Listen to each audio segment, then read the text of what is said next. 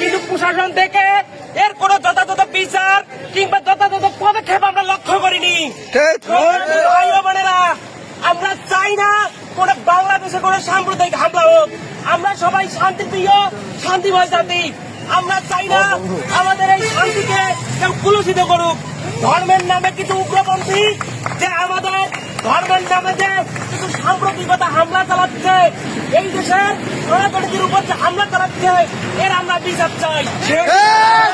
তাদের বিজ্ঞান ও প্রযুক্তি বিশ্ববিদ্যালয়ের সাধারণ শিক্ষার্থীদের পক্ষ থেকে এরকম হামলার তীব্র নিন্দা জানাই এবং প্রশাসনকে এর যথাযথ ব্যবস্থা নিতে হবে। আমরা চাই, আমরা শান্তিময়, শান্তিতে রাখতে চাই।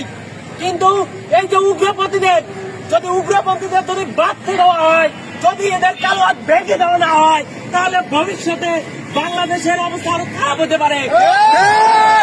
প্রশাসনের কাছে দৃষ্টি আকর্ষণ করতে চাই, অনুরোধ করতে চাই যাতে যথাযথ ব্যবস্থা নেয়। ধন্যবাদ সবাইকে।